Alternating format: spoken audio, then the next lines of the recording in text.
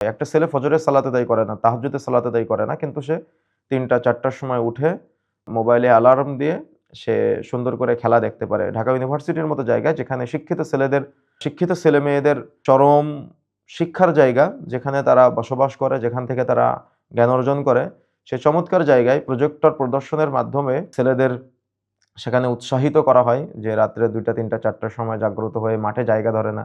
সেখানে তারা বসে এই জুয়া তারা ফিল করার চেষ্টা করে। এই জুয়ার অনুষ্ঠানকে তারা স্বাগত জানানোর চেষ্টা করে। তাহলে আমাদের আগামীর ভবিষ্যৎ প্রজন্ম, শিক্ষিত প্রজন্ম কোন দিকে যাচ্ছে? এগুলো নিয়ে আমাদের ভাবার প্রয়োজন আছে। আমাদের এক শ্রেণীর হুজুররা তারা এগুলাকে ইসলামিক ভার্সন নাম দিয়ে তারা এগুলোর আবার করে আ সংগীত তৈরি করে। তাদের না আছে কোরআন হাদিসের জ্ঞান, না আছে আ দেখা যাচ্ছে যে দুনিয়াবি জাগতিক কোনো ব্যাপারের জ্ঞান, না আছে গায়রত, না আছে ব্যক্তিত্ব। এরা যে কোথা থেকে কি করে আল্লাহু আলাম, আল্লাহই ভালো জানেন। আল্লাহ তাদের হেদায়েত দান করুন, আমরা দোয়া করি। সর্বোপরি মুসলিম বিশ্বের দিকেও যদি আমরা তাকাই, গতবার আমরা দেখেছি কাতার বিশ্বকাপ, পরবর্তীতে আমরা দেখেছি অন্যান্য মুসলিম বিশ্বও এগুলার জন্য আয়োজন করে যাচ্ছে। আল্লাহ রাব্বুল আলামিন তাদেরকে হেদায়েত দান করুন, আমরা তাদের জন্য দোয়া করি। তারা এটাকে বিশাল বিজনেস হিসেবে ধরে নিয়েছে এবং আন্তর্জাতিক পরিমণ্ডলে বৃহত্তর জুয়ার আসরে তারাও দিনে, দিনে সম্পৃক্ত হচ্ছে। এজন্য আমাদের ঈমানদার তাকওয়াশীল দ্বীনী ভাই ও বোনদের জন্য আমাদের নসিহা হলো এই সমস্ত ফাহিশা কাজ থেকে নিজেকে বিরত রাখা।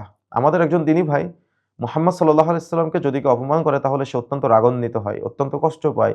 সে মাঠে ময়দানে ঝাঁপিয়ে পড়ে। এমনকি ফিলিস্তিনের নির্যাতিত মুসলিম ভাই ও বোনদের জন্য তারা সবসময় বলে থাকে ফ্রি, ফ্রি প্যালেস্টাইন। কিন্তু দেখা যাচ্ছে যারা প্যালেস্টাইনের মুসলিমদেরকে হত্যা করতেছে, যারা নির্যাতিত মুসলিম ভাই ও বোনদেরকে নির্যাতনে রাখার চেষ্টা করতেছে, তাদের পতাকা গায়ে জড়িয়ে তাদের পতাকার মধ্যে আবার ফ্রি, ফ্রি প্যালেস্টাইন। তার মানে এটা মূর্খতার কততম পর্যায় সেটা আপনারাই বিবেচনা করবেন।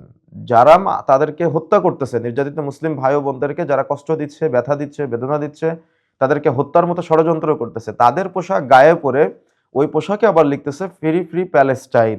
তার মানে এটা মূর্খতার চরম সীমা অতিক্রম করে ফেলেছে। তারপরে আবার এটার হালাল ভার্সন বর্তমানে তৈরি হয়েছে।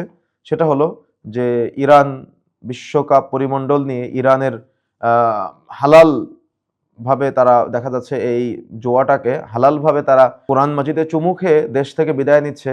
আমেরিকায় বা দেখা যাচ্ছে যে ৩ টা দেশ মিলে বর্তমানে খেলার আয়োজন করেছে সেখানে তাদেরকে উদ্বুদ্ধ করার জন্য, সেই খেলায় অংশগ্রহণ করার জন্য। যে ইরান, যে আমেরিকার যুদ্ধ হচ্ছে, এই যুদ্ধের মাঝেও সেই ইরান আবার সেই আমেরিকার বা দেখা যাচ্ছে যে দেশগুলোতে এই ইরানের বিরুদ্ধাচরণ করা হচ্ছে সেখানে গিয়ে তারা খেলায় অংশগ্রহণ করতেছে।